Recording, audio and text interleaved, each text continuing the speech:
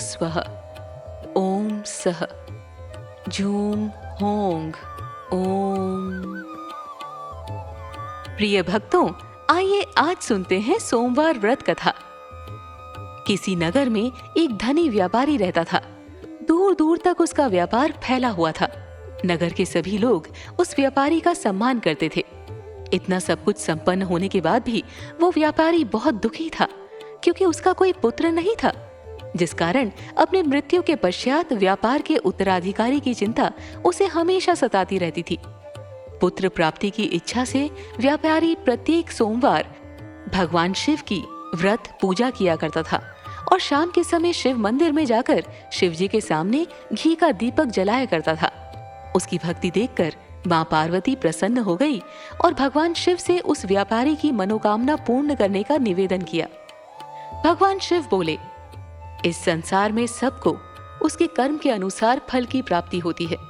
जो प्राणी जैसा कर्म करते हैं उन्हें वैसा ही फल प्राप्त होता है।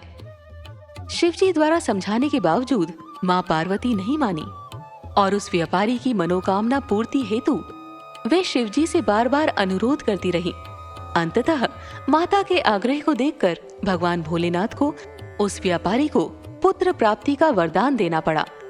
वरदान देने के पश्चात भोलेनाथ मां पार्वती से बोले, आपके आग्रह पर मैंने पुत्र प्राप्ति का वरदान तो दे दिया, परंतु इसका ये पुत्र 16 वर्ष से अधिक समय तक जीवित नहीं रहेगा। उसी रात भगवान शिव उस व्यापारी के स्वप्न में आए और उसे पुत्र प्राप्ति का वरदान दिया और उसके पुत्र के 16 वर्ष तक जीवित रहने की भी बात बताई। भगवान के वरदान से व्यापारी को खुशी तो हुई, लेकिन पुत्र की अल्पायु की चिंता ने उस खुशी को नष्ट कर दिया। व्यापारी पहले की तरह सोमवार के दिन भगवान शिव का विधिवत व्रत करता रहा। कुछ महीनों के बाद उसके घर एक अति सुंदर बालक ने जन्म लिया और घर में खुशियां ही खुशियां भर गई। बहुत धूमधाम से पुत्र जन्म का समारोह मनाया गया, परंतु व्यापारी को पुत्र जन्म की अधिक खुशी नहीं हुई, क्योंकि उसे पुत्र की अल्पायु के रहस्य का पता था। जब पुत्र 12 वर्ष का हुआ तो व्यापारी ने उसे उसकी मामा के साथ पढ़ने के लिए वाराणसी भेज दिया। लड़का अपने मामा के साथ शिक्षा प्राप्ति हेतु चल दिया। रास्ते में जहाँ भी मामा भांजे विश्राम हेतु रुकते, वहीं यज्ञ करते और ब्राह्मणों को भोजन कराते। लंबी यात्रा के बाद मामा भांजे एक नगर में पहुंचे। उस दिन नगर के राजा की कन्या का विवाह था, जिस कारण पूरे नगर को सजाया गया था। निश्चित समय पर बारात आ गई, लेकिन वर का पिता अपने बेटे के एक आंख से काने होने के कारण बहुत चिंतित था। उसे भय था कि इस बात का पता चलने पर कहीं राजा विवाह से इनकार न कर दे, इससे उसकी बदनामी भी होगी। जब वर के पिता ने व्यापारी के पुत्र को देखा तो उसके मस्तिष्क में एक विचार आया। उसने सोचा, क्यों ना इस लड़के को दूल्हा बनाकर राजकुमारी से विवाह करा दूं। विवाह के बाद इसको धन देकर विदा कर दूंगा और राजकुमारी को अपने नगर ले जाऊंगा। वर के पिता ने लड़के के मामा से इस संबंध में बात की। मामा ने धन मिलने के लालच में वर के पिता की बात स्वीकार कर ली। लड़के को दूल्हे का वस्त्र पहनाकर राजकुमारी से विवाह कर दिया गया। राजा ने बहुत सारा धन देकर राजकुमारी को विदा किया। शादी के बाद लड़का जब राजकुमारी के साथ लौट रहा था तो वो सच नहीं छिपा सका और उसने राजकुमारी के ओढ़नी पर लिख दिया, राजकुमारी, तुम्हारा विवाह मेरे साथ हुआ था। मैं तो वाराणसी पढ़ने के लिए जा रहा हूँ और अब तुम्हें जिस नवयुवक की पत्नी बनना पड़ेगा वो काना है। जब राजकुमारी ने अपनी ओढ़नी पर लिखा हुआ पढ़ा तो उसने उस काणे लड़के के साथ जाने से इनकार कर दिया। राजा को जब ये सब बातें पता लगी तो उसने राजकुमारी को महल में ही रख लिया। उधर लड़का अपने मामा के साथ वाराणसी पहुंच गया और गुरुकुल में पढ़ना शुरू कर दिया। जब उसकी उम्र 16 वर्ष की हुई तो उसने यज्ञ किया। यज्ञ के समाप्ति पर ब्राह्मणों को भोजन कराया और खूब अन्न वस्त्र दान किए। रात को वो अपने शयन कक्ष में सो गया। शिव के वरदान के अनुसार शयनावस्था में ही उसके प्राण पखेरु उड़ गए। सूर्योदय पर मामा मृत भांजे को देखकर रोने पीटने लगा। आसपास के लोग भी एकत्र होकर दुख प्रकट करने लगे। लड़के के मामा के रोने विलाप करने के स्वर समीप से गुजरते हुए भगवान शिव और माता पार्वती ने भी सुने। माता पार्वती ने भगवान से कहा, प्राणनाथ, मुझे इसके रोने के स्वर सहन नहीं हो रहे हैं। आप इस व्यक्ति के कष्ट को अवश्य दूर करें। भगवान शिव ने माता पार्वती के साथ अदृश्य रूप में समीप जाकर देखा तो भोलेनाथ माता पार्वती से बोले, ये तो उसी व्यापारी का पुत्र है जिसे मैंने 16 वर्ष की आयु का वरदान दिया था।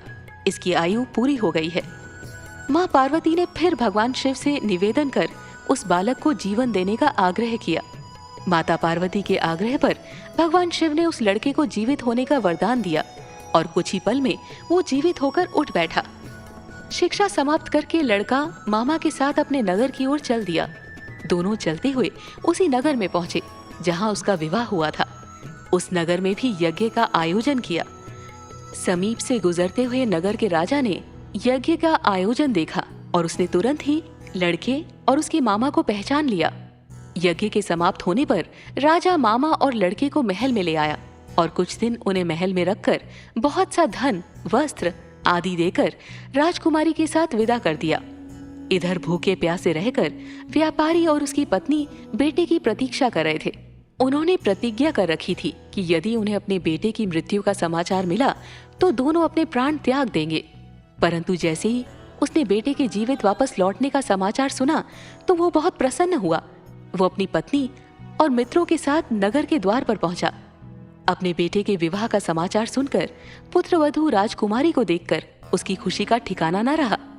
उसी रात भगवान शिव ने व्यापारी के स्वप्न में आकर कहा, हे श्रेष्ठी, मैंने तेरे सोमवार के व्रत करने और व्रत कथा सुनने से प्रसन्न होकर तेरे पुत्र को लंबी आयु प्रदान की है। पुत्र की लंबी आयु जानकर व्यापारी बहुत प्रसन्न हुआ। शिव भक्त होने तथा सोमवार का व्रत करने से व्यापारी की सभी मनोकामनाएं पूर्ण हुई। इसी प्रकार जो भक्त सोमवार का विधिवत व्रत करते हैं और व्रत कथा सुनते हैं, उनकी सभी इच्छाएं पूरी होती हैं। सब बोलो भगवान शंकर की जय, माता पार्वती की जय।